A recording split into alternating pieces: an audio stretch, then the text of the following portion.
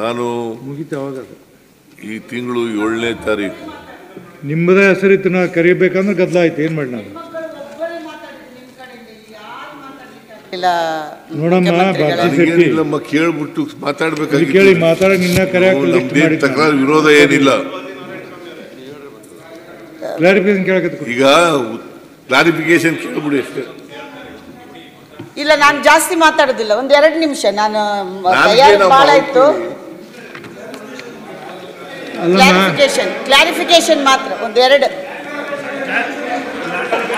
Clarification ಕೇಳಬೇಕು ದಯಮಾಡಿ. Clarification ಅಂದ್ರೆ ಇಲ್ಲಾಂದ್ರೆ ಎಲ್ಲರಿಗೂ ಅವಕಾಶ ಮಾತಾಡಿ. 29 ಜನ ಕೊಟ್ಟಿದ್ದಾರೆ. ನೋಡ್ರಿ, ಒಂದು ನಿಮಿಷ 2 ನಿಮಿಷ ಮಾತಾಡೋಣ. ಭಾರತಿ 2 ನಿಮಿಷ ಮಾತಾಡ. ಸಭಾಪತಿಗಳೇ, ಬಜೆಟ್ ಅಲ್ಲಿ ಅನೇಕ ವಿಷಯಗಳನ್ನ ಉಲ್ಲೇಖ ಮಾಡಿದ್ರು. ನಾನು ಮಾತಾಡ್ಬೇಕಂತ ಇದ್ರೆ ಅದ್ರ ಸಮಯದ ಅಭಾವ ಇದೆ.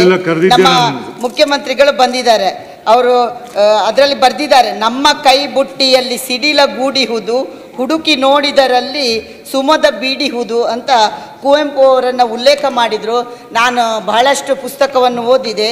ನಾನು ಈ ಬಜೆಟ್ ಪುಸ್ತಕವನ್ನು ಓದುವಾಗ ನನಗನಿಸಿದ್ದು, ನನ್ನ ಕೈಯಲ್ಲಿ ಈ ಬುಟ್ಟಿಯಲ್ಲಿ ಸಿಡಿಲ ಬೀಡಿಹುದು, ಹುಡುಕಿ ನೋಡಿದರಲ್ಲಿ ಸುಮದ ಗೂಡಿಹುದು. ಅಂದರೆ ಒಳ್ಳೆಯದು ಇದೆ, ಕೆಟ್ಟದು ಇದೆ ಅಂತ. ಅದನ್ನೆಲ್ಲವನ್ನು ಉಲ್ಲೇಖ ಮಾಡಲಿಕ್ಕೆ ನಾನು ಹೋಗೋದಿಲ್ಲ.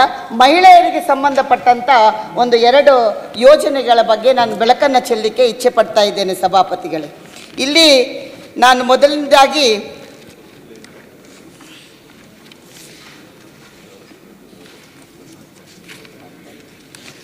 ತಾವು ಮಹಿಳಾ ಮತ್ತು ಮಕ್ಕಳ ಅಭಿವೃದ್ಧಿಯ ಬಗ್ಗೆ ಉಲ್ಲೇಖ ಮಾಡಿದ್ರಿ. ನಾನು ಮೊದಲೇ ನಿಮಗೆ ಯಾವಾಗಲೂ ನೀವು ಹೇಳೋದು, ತಾವು ಗೃಹಲಕ್ಷ್ಮಿ ಯೋಜನೆಯಿಂದ 1.22 ಕೋಟಿ ಹೆಣ್ಮಕ್ಕಳಿಗೆ ಗೃಹಲಕ್ಷ್ಮಿ ಯೋಜನೆಯನ್ನು ಕೊಟ್ಟಿದ್ದೀರಿ. 28,608 ಕೋಟಿಯನ್ನು ನಿಮಗೆ ನಾನು ಹೃದಯಪೂರ್ವಕವಾಗಿ ಅಭಿನಂದನೆಯನ್ನು ಸಲ್ಲಿಸ್ತೇನೆ. ನಾನು ನೀವು ಕೊಟ್ಟ ಗೃಹಲಕ್ಷ್ಮಿಯ ಬಗ್ಗೆ ಸ್ವಾಗತವನ್ನು ಕೂಡ ಮಾಡ್ತಾ ಇದ್ದೇನೆ. ಹಾಗೆ ಮೇಲ್ಗಡೆ ನೀವು ಅಂಬೇಡ್ಕರ್ ಒಂದು ವಾಕ್ಯವನ್ನು ಉಲ್ಲೇಖ ಮಾಡಿದ್ದೀರಿ. ರಾಷ್ಟ್ರವು ತನ್ನ ಅರ್ಧದಷ್ಟು ಮಹಿಳೆಯರನ್ನು ಆರ್ಥಿಕವಾಗಿ ನಿಷ್ಕ್ರಿಯವಾಗಿಸಿ ಅಭಿವೃದ್ಧಿ ಸಾಧಿಸಲು ಸಾಧ್ಯವಿಲ್ಲ. ಅವರನ್ನು ಆರ್ಥಿಕವಾಗಿ ಸ್ವತಂತ್ರನಾಗಿಸದೆ ಮಾಡುವ ಎಲ್ಲ ಅಭಿವೃದ್ಧಿ ಮಾದರಿಗಳು ಕೂಡ ಟೊಳ್ಳಾಗಿರ್ತದೆ ಅಂತ ಅದನ್ನು ಉಲ್ಲೇಖ ಮಾಡಿದ್ರಿ. ನೀವು ಚಾಕ್ಲೇಟ್ ಕೊಟ್ರಿ, ಗೃಹಲಕ್ಷ್ಮಿ, ಶಕ್ತಿ ಯೋಜನೆ, ಈ ಎಲ್ಲ ಯೋಜನೆಗಳನ್ನು ಹೆಣ್ಮಕ್ಳಿಗೆ ಕೊಟ್ರಿ. ಅದೇ ರೀತಿ ಮಹಿಳಾ ಸಬಲೀಕರಣ ಮಾಡಬೇಕಾಗಿದೆ. ಮೀನು ಕೊಡುವುದಲ್ಲ, ಮೀನು ಹಿಡಿದು ಮೀನು ತಿನ್ನುವುದನ್ನು ನಾವು ಕಲಿಸಿಕೊಡ್ಬೇಕು. ನೀವು ಕೆಲವು ಯೋಜನೆಗಳನ್ನು ಕೊಟ್ಟಿದ್ದೀರಿ. ಎಲ್ಲಿ ಕೊಟ್ಟಿದ್ದೀರಿ ಅಂತ ಹೇಳಿದರೆ, ಈಗ ಪರಿಶಿಷ್ಟ ಜಾತಿ ಪರಿಶಿಷ್ಟ ಪಂಗಡಗಳಿಗೆ ಕೊಟ್ಟಿದ್ದೀರಿ. ಹಸುಗಳನ್ನು ತಗೊಳ್ಳಿಕ್ಕೆ 1.25 ಲಕ್ಷ ರೂಪಾಯಿ ಸಹಾಯಧನವನ್ನು ಕೊಡ್ತಾ ಇದ್ದೀರಿ.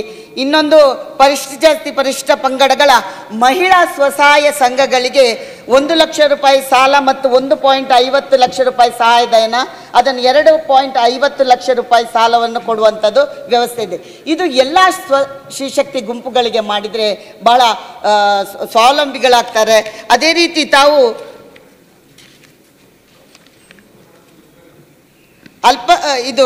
ಅಲ್ಪಸಂಖ್ಯಾತರಿಗೆ ವಸತಿ, ಅದೇ ರೀತಿ ತಾವು ಇನ್ನೂ ಮಹಿಳಾ ಯೋಜನೆಗಳನ್ನು ಕೊಟ್ಟಿದ್ದೀರಿ ಸಭಾಪತಿಗಳೇ, ಕೊಟ್ಟಿದ್ದಾರೆ.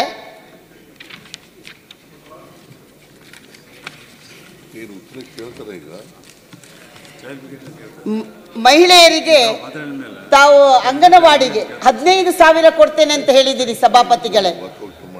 15,000 ರೂಪಾಯಿಯನ್ನ